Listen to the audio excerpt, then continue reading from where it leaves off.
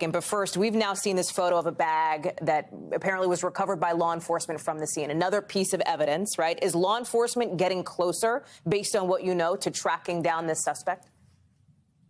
Well, close for me is apprehension. I am not going to be happy until this person is in handcuffs and behind bars. This was a horrific, unprovoked attack on New Yorkers. And we're going to coordinate with our city, state, and federal agencies and bring this person to justice. And this would not go unprosecuted. We mentioned at the top of the show, there is this be on the lookout alert, apparently, according to sources, for a U-Haul with Arizona plates. Can you tell us any more about the link between this van and the suspect? Right now, the police department, the commissioner and I, we will give a complete and thorough update in a few hours based on the solid evidence that we have. But we want to be careful not to release any information that is going to get in the way of, number one, the apprehension, and number two, the prosecution.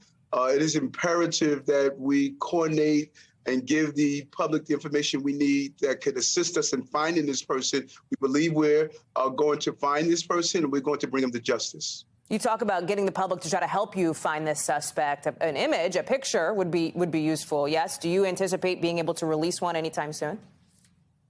Yeah, but what we don't want to do is to put out the wrong picture, the wrong image. This must be done in a coordinated, intelligent way to make sure that whatever leads we receive, once we properly identify the person we're looking for or a person of interest, that's when you want to release that photo. And we're zeroing in on that. And at that time, we release whatever visual image that we have to assist the public in finding this person. Got it. So when you say zeroing in on this manhunt, do you anticipate it as a matter of hours or perhaps a matter of days before this person is caught? I assume not weeks, Mr. Mayor. We don't want to have this person another second on our streets. It's clear that our efforts are going to apprehend this person as expeditiously as possible. We can't put a timetable on that. People try to elude justice, but we are confident that we're going to find this person. What do we know about the camera at the subway station and why it wasn't working? Do you have any new info on that? And that's a good question that we're zeroing in on. We're unclear if it was the feed or the actual device itself. We're communicating with the MTA, and they have been extremely collaborative in trying to find out exactly what happened. We have these cameras in the subway for a reason, to deal with attacks of this nature so we could readily identify and apprehend people. And we're looking to find out exactly what took place here. And we will ask the TA to do an overview of all of the systems so we can identify if there are other cameras that are out. And obviously an incredibly scary morning, not just for the people, the eyewitnesses, but obviously for the victims, for the people who are now being treated, who are in the hospital. Do you have an update, Mayor Adams, on how many victims there are, how many people are being treated and their conditions?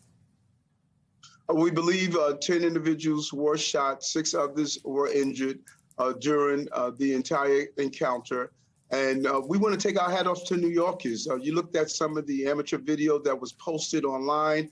Clearly, you saw New Yorkers at their best coming to the aid and assistance of those who were injured. And then our first responders from the FDNY, the NYPD, and our hospital personnel immediately attended to the wounds of those who were injured. None of the injuries appear to be life-threatening at this time, but we're going to keep a close watch. Any update? There are some schools in the proximity of where this shooting happened that are still on essentially a lockdown status, as you know. When do you anticipate that lifting?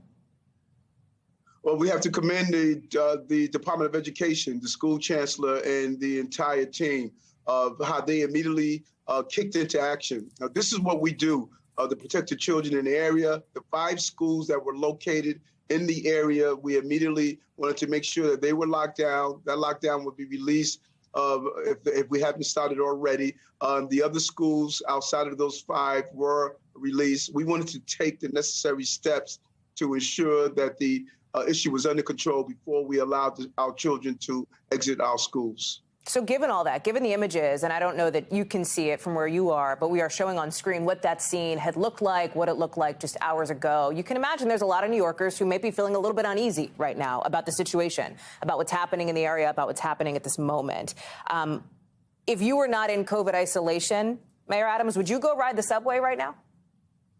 Yes, and New Yorkers know me. That's one thing they would tell you. I want to be on the front line with the people of this city, not only as a former police officer who had happened to have been a transit police officer, but this is what I do. I ride to subways. I'm in the subway system 3 and 4 in the morning because if I'm telling New Yorkers they could ride the subway, then I need to lead from the front, and that is what I'm known to do so here in the city. But what we're going to do to help sort of ease some of the apprehension. We're going to double our enforcement. We're keeping our day tour police officers to complement the 4 to 12 tour of police officers. But we're asking New Yorkers, if they see something, say something and do something.